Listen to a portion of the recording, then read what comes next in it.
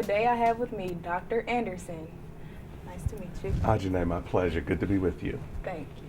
Dr. Anderson, what is your occupation? I build bridges of reconciliation between different kinds of people. I do that through ministry, so I'm a pastor. I do that through media, so I'm a radio talk show host and a television personality. I also do that through books and through business. Have you ever experienced adversity? Often, yeah. So there are many different levels of adversity. There's personal adversity, there is organizational adversity, and of course there's cultural adversity. So I think I've received adversity in many different ways. Maybe from the time I just moved into a brand new home with my family at age 9, I was 9, and we had a single family home, which was great. And we were moving on up, you know, so to speak, like old television show like The Jeffersons. It was really, really cool. I had my own bedroom, and the very first night, I slept in my own room.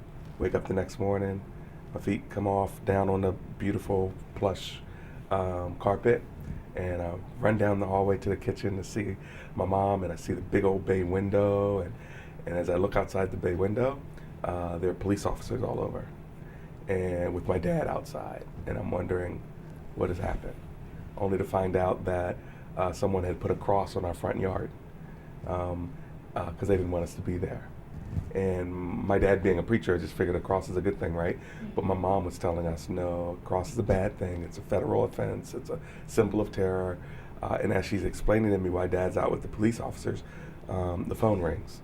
She picks the phone up, and I don't know what the other side said, but I heard my mom say, God gave us this house and we're going to stay in this neighborhood. And she hung the phone up. And I said, Mom, you know, as a fearful 9-year-old, Mom, who was that? She's like, it's the welcoming committee.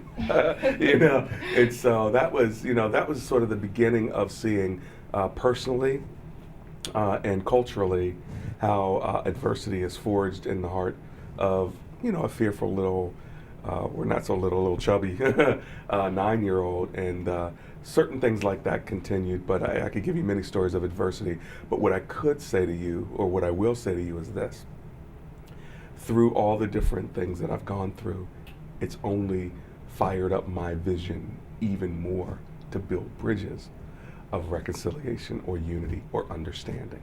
So what I'm doing today in my 40s, I think God was shaping me for even when I was 9 years old. But had I not forgiven all the different things I went through, I wouldn't be free to do what I'm doing with the grace that I currently have. Dr. Anderson, I want to thank you for coming to talk to me, or to talk to us today, and taking time off your schedule. It's my pleasure. Thanks for having me.